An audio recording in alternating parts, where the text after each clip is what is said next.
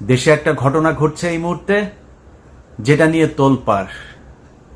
আমাদের কিছু নতুন সুশীল বুদ্ধিজীবী বের হয়েছে, যারা এটার পক্ষে নানান ধরনের মতামত দিয়ে আমাদের মাঝে একটা বিভ্রান্তি, বিশৃঙ্খলা তৈরি করার চেষ্টা করছে। আমার আজকের ভিডিওতে খুব স্পষ্ট ভাষায় কিছু কথা বলবো, তথ্য প্রমাণ সহ।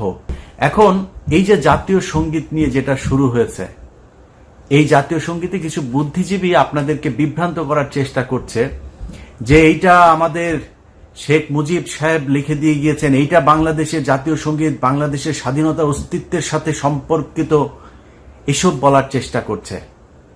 প্রথম কথা, যদি কেউ ডিবেট করতে চান বলেন কোথায় যাবেন, আমি 5 জনকে নিয়ে সেখানে যাব।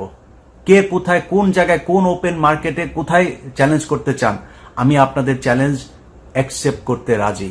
আপনার কথা কেউ বিশ্বাস করবে না, আমার কথা কেউ বিশ্বাস করবে না, করার দরকার নাই। যাদের কথা বিশ্বাস করবেন, যারা আপনাদেরই লোক, তাদের লেখা বই, তাদের লেখা বক্তব্য, সেগুলো থেকে প্রমাণ করে দেব যে বাংলাদেশের যে জাতীয় সঙ্গীত, এটা বাংলাদেশকে, বাংলাদেশের স্বাধীনতাকে কেন্দ্র করে লেখা হয় নাই। আমি আমার ভিডিওতে সবগুলো পয়েন্ট আপনাদেরকে বলবো। আমার এই পয়েন্ট শোনার পরে আপনার যদি মনে হয় আমি সত্য বলছি, আমারটা শুনতে হবে। যদি মনে হয় মিথ্যা বলছি, তাহলে আপনি আমারটা শোনার কোনো দরকার নাই। কমেন্ট করে আপনি জানান যে ভাই আপনি এই জায়গাটা ভুল করেছেন। রবীন্দ্রনাথ ঠাকুর 1905 সাল বঙ্গভঙ্গ রদ করবার জন্য তখনকার সময়ে শ্যামাপ্রসাদ, তারপরে রবীন্দ্রনাথ, এই যে গান্ধীও সেই সাথে আপনার এগুলোর পেছনে তাদের অনেক ধরনের চক্রান্ত, ষড়যন্ত্র এগুলো ছিল, অর্থাৎ তাদের যে কংগ্রেস, তো এগুলো যে করেছে, তাদের উদ্দেশ্য কি ছিল? বঙ্গভঙ্গ। আর বঙ্গভঙ্গ রদের কারণ কি? বঙ্গভঙ্গ ব্রিটিশরা করে দিল যে আমাদের দেশের পূর্ব বাংলার মুসলমানেরা এবং এই দেশের নিচু বর্ণের যেসব হিন্দুরা আছে, তারা কোনো বিদ্যা অর্জন করতে পারবে না। বিদ্যা অর্জন কারা করবে? শুধুই ব্রাহ্মণরা করবে। সেই ব্রাহ্মণরা থাকেন কোথায়? কলকাতার জমিদার সব। এই জমিদারদের কথা মতো আমাদেরকে চলতে হবে সারা জীবন। আমরা যদি বিদ্যা অর্জন করি তাহলে সমস্যা। এই কারণে তারা চায় না আমাদের বঙ্গভঙ্গ আলাদা প্রভিন্স হোক, এবং সেই প্রভিন্সের ভেতরে আপনার ব্রিটিশ সরকার আমাদেরকে আলাদা বাজেট দিক, আলাদা স্কুল কলেজ এগুলো করুক, সেখানে আমরা শিক্ষা অর্জন করব, এটা তারা করতে দিবে না। তাদের ওইখানে যায় আমাদের তাদের হাত পা টিপতে হবে সারা জীবন, তাদের বাড়ির সামনে দিয়ে যাওয়ার সময় জুতা খুলে যাইতে হবে, তাদেরকে দেখলে নমনম করতে হবে, এইভাবে সারা জীবন চলতে হবে। না চললে তাদের ব্রাহ্মণত্ব যেটা, সেটা থাকবে না। তো এই যে উঁচু বর্ণ নিচু বর্ণের যে ভেদাভেদ, এটাকে ধরে রাখার জন্য তারা আমাদেরকে পড়াশোনা করতে দিবে না। এটাই হচ্ছে মূল কারণ যে আমাদের দেশ উন্নত হইতে পারবে না, আমরা তাদেরকে শাসন করব, আমরা শিক্ষা অর্জন করব, অতএব বঙ্গভঙ্গ রদ হইতে হবে, আমাদের সাথেই থাকতে হবে। এই যে ক্ষুদিরাম যার ফাঁসি, এটা ব্রিটিশ আন্দোলনের বিরুদ্ধে না, বঙ্গভঙ্গ রদের কারণে এগুলো তারা আন্দোলন করেছে। হিন্দুদের যে কজনের নাম খুব কমই আছে যারা কিনা ব্রিটিশ বিরোধী আন্দোলন করেছে, তাদের যে কজনের খুব নাম শোনা যায়, ক্ষুদিরাম সহ, সবই হচ্ছে বঙ্গভঙ্গের কারণে তারা যুদ্ধ করেছে বড়লাটদের বিরুদ্ধে। এই বঙ্গভঙ্গকে কেন্দ্র করে এই মাটা সব মিলায়ে তারা সাহিত্য লেখা শুরু করলো।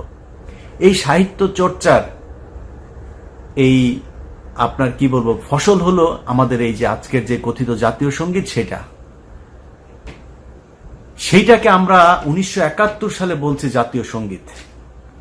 আপনি বলেন 1905 সালে যারা আমাদের এই পূর্ব বাংলার বিরুদ্ধে যারা এই কবিতা লিখলো, আমাদের বিরুদ্ধে যারা আন্দোলন করলো, ব্রিটিশদের বিরুদ্ধে দৌড়ঝাঁপ করলো, সেইটা লেখা আমার দেশের স্বাধীনতা নিয়ে।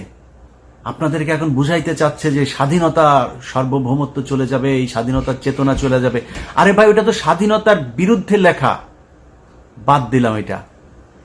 রবীন্দ্রনাথ ঠাকুর কোন দেশের নাগরিক?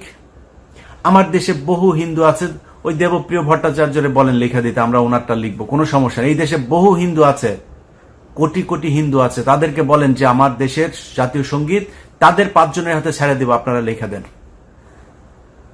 আরেক দেশের নাগরিকের লেখা জাতীয় সঙ্গীত তো আমার দেশে চলতে পারে না। এই ব্যক্তি সেই ব্যক্তি যে কিনা আমার দেশের ঢাকা বিশ্ববিদ্যালয়, সেটা নিয়েও তারা এখন বিতর্ক তৈরি করে, ঢাকা বিশ্ববিদ্যালয় চায় না। এগুলো একদম কনক্রিট এভিডেন্স। এই এভিডেন্সের ভিত্তিতে অনেক মানুষ এই পর্যন্ত বই লিখে এসেছেন, কথা বলে এসেছেন, তাদের পেইড কিছু এজেন্ট, এই এজেন্টরা হচ্ছে এখন বলার চেষ্টা করে যে রবীন্দ্রনাথকে নাকি আমরা ধর্মের কারণে তার প্রতি সাম্প্রদায়িক এই দৃষ্টিভঙ্গি থেকে এসব বলে থাকি। ঢাকা বিশ্ববিদ্যালয়ের হিসাব আজকে বাদ, আজকে জাতীয় সঙ্গীতের ভেতরেই থাকে। আচ্ছা, এই জাতীয় সঙ্গীত রবীন্দ্রনাথ ভিনদেশী, রবীন্দ্রনাথ বঙ্গভঙ্গ রদকে কেন্দ্র করে লিখেছেন, সেটাও বাদ দিলাম। আমি রবীন্দ্রনাথের এটা নিতে চাই। আচ্ছা, রবীন্দ্রনাথের যে লেখাটা, এই যে আমার যে জাতীয় সঙ্গীত, এটা আমি পুরাটা নিতে চাই। এখান থেকে বাদ দেওয়া হয়েছে কেন, বাদ দেওয়া সেই লাইনগুলো কি, সেটা আমি শুনতে চাই।